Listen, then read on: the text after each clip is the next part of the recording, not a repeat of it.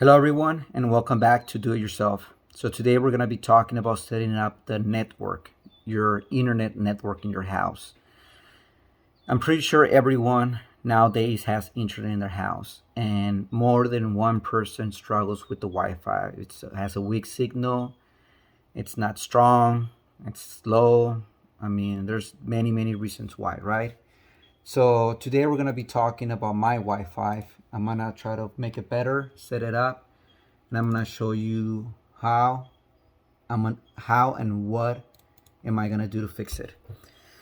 So first of all, when you order internet either through the cell phone company, because now they have hotspots, or you get internet through the telephone company, or you get internet from the cable company.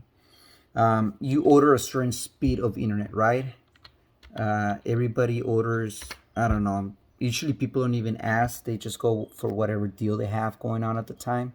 And usually the company will try to sell you their fastest internet they have for a good deal, just to get you on that speed. Once you get used to it, it's hard to go slower from there. Right now, my house, I order 500 megabytes, right? And even if I have the perfect connection in my house, everything's hardwire, everything's beautiful, everything's working, I have the best routers, everything, I'm probably never gonna get 500, at least not consistent. So adding that to the problem, now let's say they are giving me 500 megabytes, right? So wherever the modem is, automatically once you connect to the Wi-Fi, you're gonna lose some speed, maybe about 50 to 100 megabytes, just because you switch from hardwire to Wi-Fi. You're gonna lose some internet speed. And then from there, as you walk around the house and the further you are from the modem, you start losing more and more speed. Well, I order 500 megabytes house, and this is my speed test right now. This is at my garage, the furthest point from the router, and this is the speed that I'm getting: 4.98 download speed and 1.8 upload speed. Yep, I'm paying for 500 megabytes and I'm only getting 5 megabytes. So another thing to check will be when you go to network, you go to your properties, you can actually look at the information here. So it looks like right now I'm connected to the 5 gigahertz frequency, which is the fastest. On Wi-Fi, there's two frequencies. There's a 2.4 and the 5. 2.4 has a further range, but it's slower. 5, the range is less, but it's a lot faster. My speed, this is the speed that the computer is communicating with the modem. It's communicating at a speed of 65 megabytes. So this is my internal network speed. And then my actual internet speed, it's 5 megabytes. So what I'm gonna do real quick, I'm gonna try to disconnect, and then I'm gonna connect again. What that might do, it's since I'm pretty far, see how my bars went all the way up? So now I'm connected to the well, it still shows the 5. But what I was trying to do is have the internet connect me to the 2.4. Have the internet connect me to the 2.4 frequency, and that way, oh, it did connect me to 2.4. So see, now I'm connected to the 2.0 frequency. I'm on channel 6. My speed, it's the same. It's about 57 megabytes. It was 60 something earlier. But my signal strength, it's full bars. You can see that right here, full bars. So now, let's do another speed test, see what happens now.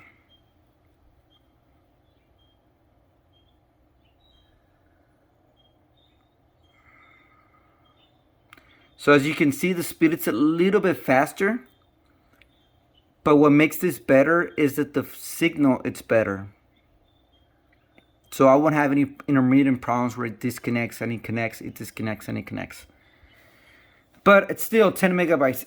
When you're paying for 500, that's not good. So today what we're going to do, I'm going to show you the setup in the house. I'm going to show you where the modem is right now at the moment. And then we're going to run hardwire Ethernet connections to different spots around the house. And then I'm going to use a mesh network to connect the internet.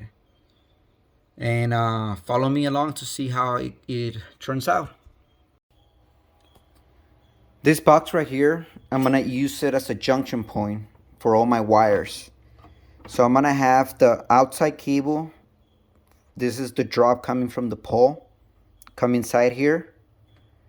Then I'm going to have another pipe that's going to run the wire from the modem into my house. And then I'm going to have other connections here. This is going to be for the washer and dryer. They're going to be on the left side. And the reason why I use this junction box, it's so on the outside of the house, it's going to look cleaner. Instead of having like nasty wires or bunch of holes drilled into your house, all you're going to be able to see it's just the white box outside and nothing else. So the purpose of this box is just to keep everything clean, organized, so it looks good, professional. Okay, so this is the box that I'm going to be using to hide all my wires, and the hole that it comes with doesn't fit my pipe. My pipe's 1.25 inches, so I had to drill my own holes. As you can see, it wasn't that easy. It's always nice when you have the right tool for the right job. In this case, I did have the right tool. It was just too worn out, so it didn't do a good job and it started jumping around. As you can see, the blades are already worn out. This is pretty much ready for the trash. So I had to use this one instead and made a bunch of little holes all over. Once I made the holes, I used this one to sand it around. And it worked pretty good for the most part. I mean, it did the job, which is what I wanted to do. Now I'm going to be able to slide the pipe right through here. And no, it's not going in. There it is. Right, so one pipe's going to go here. And then I'm going to have another pipe go down there. And then once the pipe is there, we don't want any little animals, bugs, insects, spiders crawling in there. So I'm going to use the silicone to seal around it and make sure nothing goes inside there. Another thing that I need to do on this box to get it ready is once I have the pipes going in here, I need to go into the house. So I'm going to cut all this wide open, and then I'm going to cut on the other side of the wall as well, so everything can go inside into the wall. When I do that, on the back, I'm going to put seal all around it, so it seals against the wall, so I don't have anything going inside the house. And the tool that I'm going to be using for that is this. And I'm going to cut across, and it should be good. And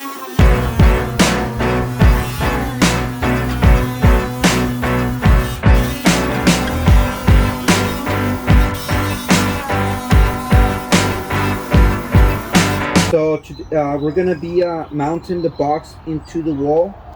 And like I said earlier, I have to do a hole on the back of this wall so I can run everything on the inside of the wall. The one thing that I don't want to run into is a stud.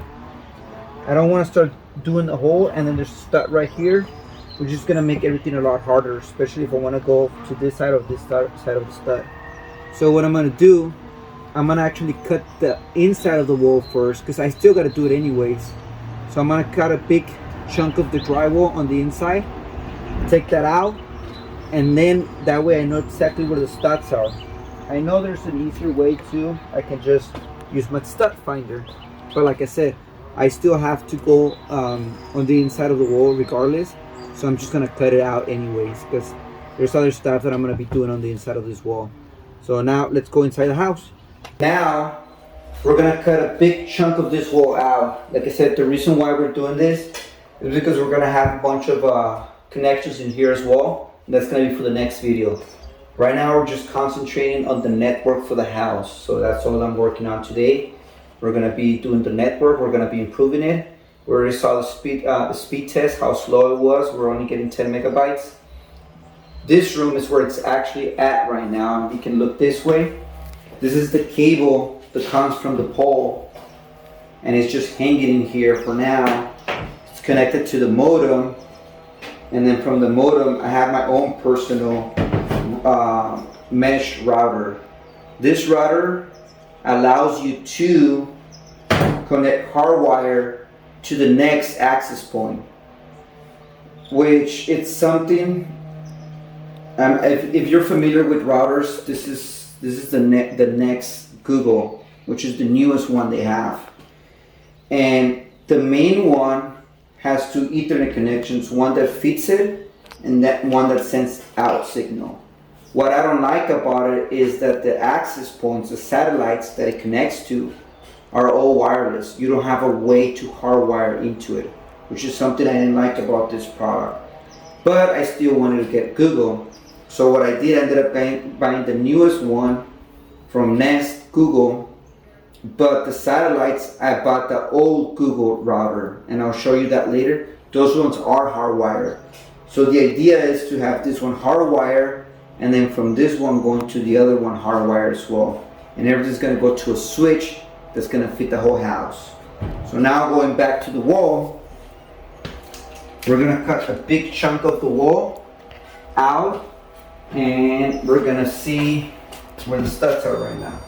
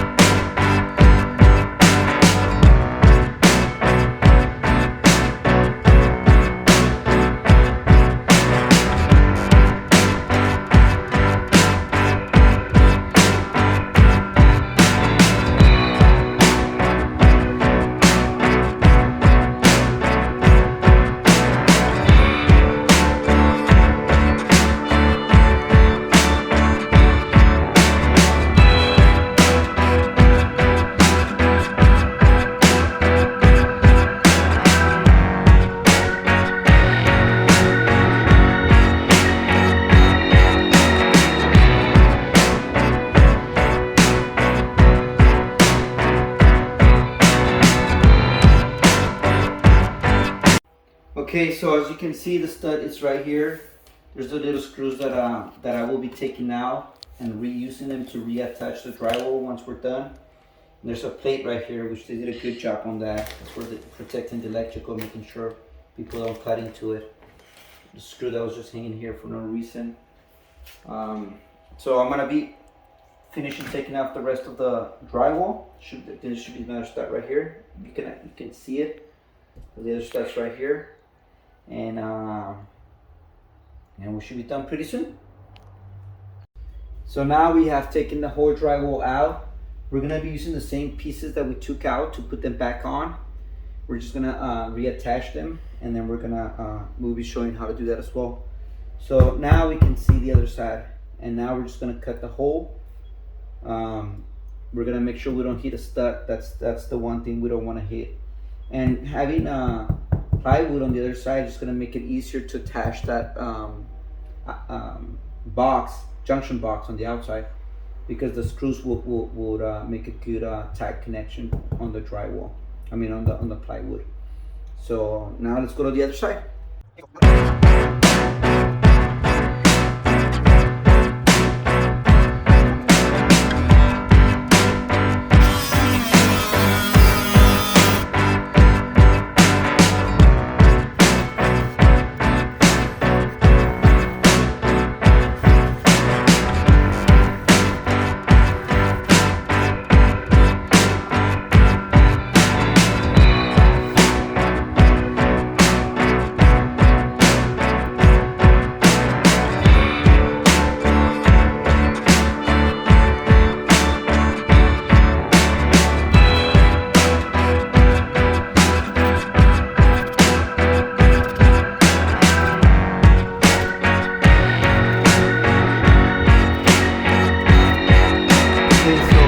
I have attached the box. It's good to go. I put a bunch of more silicone on it just to make sure it was good.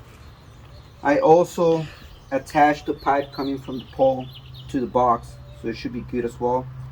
Now I'm gonna work from the pipe that's gonna go from this here, from the storage room into the house. You can look that way.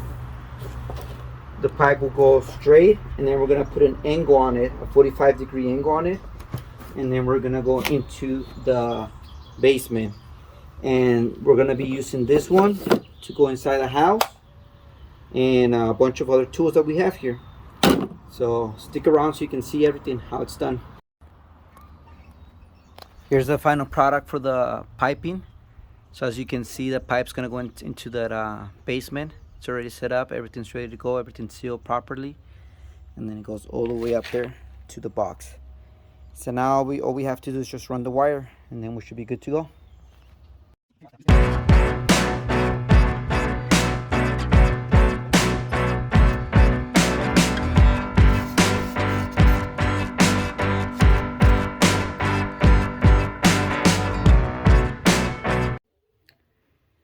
So we are in the basement right now, and this is the pipe that we install on the outside, and the cable comes out through the pipe. We're gonna do some zip ties and make loops all the way through, loops. Leave the cable in the loops, and then we already drilled the hole for the cable to go inside the house. And I'm trying to find the hole. It's right there.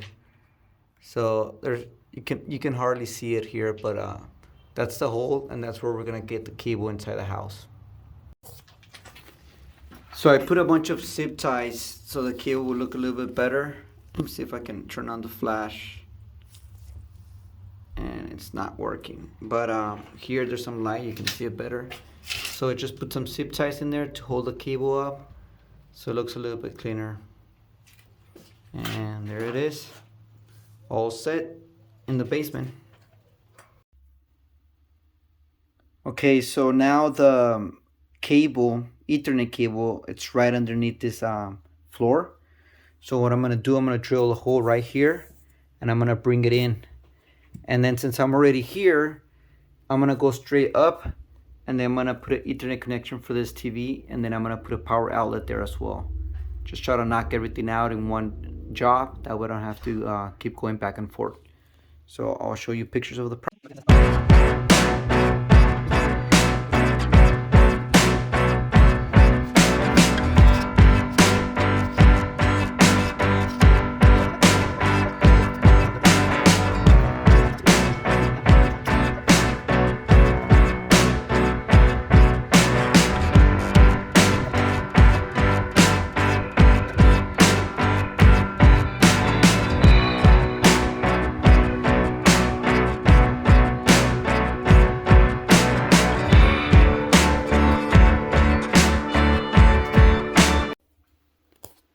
For now, this is gonna be it. So the modem, the router is gonna be connected to that wire. We're gonna power it up here.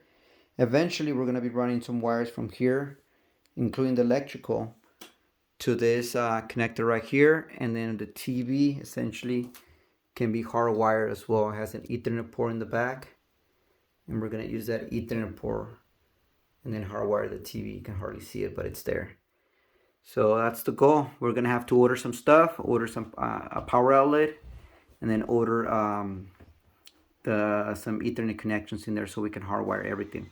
That wire will go straight down, like I said, and we'll put a switch down underneath the basement. There's the wire down there, and then it comes all the way here. I already terminated the wire, put a connector in there, and connected to the modem. Now my router that used to be here far away from my house is gonna get moved to that room where we just put that Ethernet connection. Going back to that room, here's the Ethernet cable. It's connecting out to the router. And for now, this is temporary. I'm gonna put that other Ethernet cable to that to the back of the Ethernet connection I set on the back of the TV.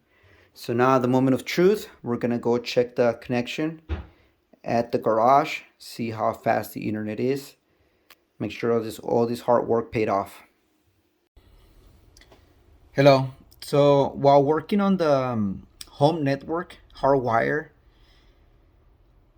I had someone remove the faceplate while I was underneath the basement running the wires. And when it was put back on, between the mud ring, the drywall, and the metal plate, they pinched the wire. The wire was pinched. And I didn't find out until later on the day. I tried using the internet and it wasn't working. But what was weird about it was that it was still saying there was a network connection. It was saying that it was working, but when you try to watch something, it just wouldn't play. And then I would run speed tests to see if there's anything wrong with the speed, and then it would say that the speed was zero download and zero upload. So I went back. I assumed that it was gonna be something down there that happened because that was the last place we were working on. So I went over there and I saw the cables being pinched. As soon as I removed the screw from the mud ring, the internet started working. And I thought it was okay. It was pinched. Now it's working. It's good, right? Well, today it started giving issues again. So I just went there and replaced the wire. No big deal. And I was inspecting the wire, and it looks like a really good wire. Like it's a Google wire. It's I think it's Cat 6. I think it's Cat 6. It doesn't say, but you couldn't see anything wrong with it when like it was hard for me to find where it was pinched because you couldn't see anything. There was no marks on it at all. But I stripped it where I thought it was, and I pulled the wires out. And you probably won't be able to see it on the camera, but it was actually the brown pair that let's see if I can zoom in. I don't know if you can see the pinch. It's right at the corner. That's where it was pinched. Both of them right at the corner, at the tip, almost at the tip. See if I can zoom out.